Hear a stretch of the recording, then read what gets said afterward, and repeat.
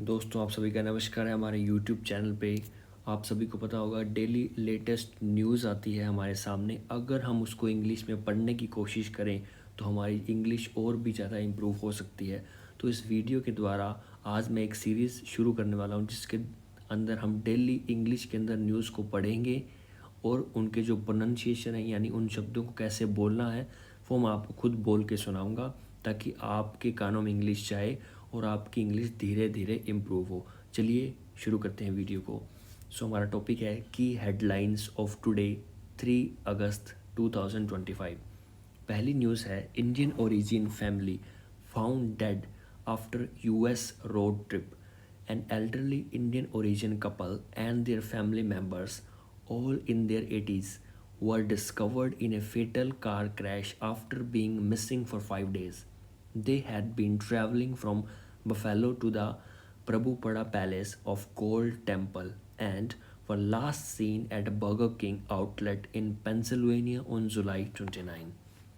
Second news हमारी है, drama in cricket, India versus England test series at the Oval.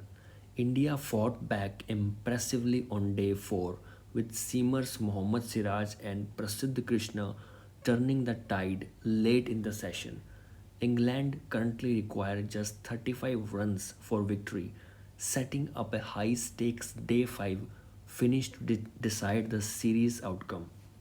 तीसरी news हमारी है, यूएस यानी कि United states economy and Trump administration moves flagging economic indicators, slowing job growth, rising inflation and sluggish GDP have put pressure on President Trump's policies.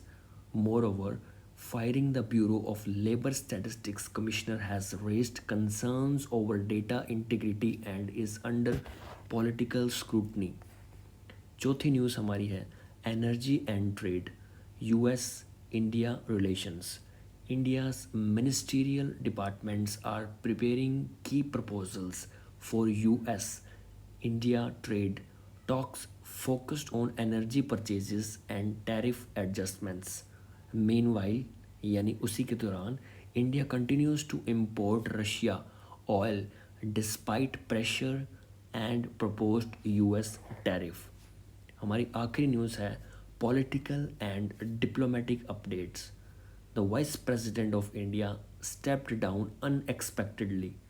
Congress MP यानी कि member of parliament Shashi Tharoor has commented that the ruling BJP will likely choose the successor without consulting the opposition. India's Ministry of External Affairs has denied यानी मना कर दिया reports that it is री examining यानी दोबारा examine करेंगे tariff exemptions on US goods. ऐसे ही daily English सीखने के लिए आप हमारे यूट्यूब चैनल को फॉलो कर सकते हैं। Thank you so much.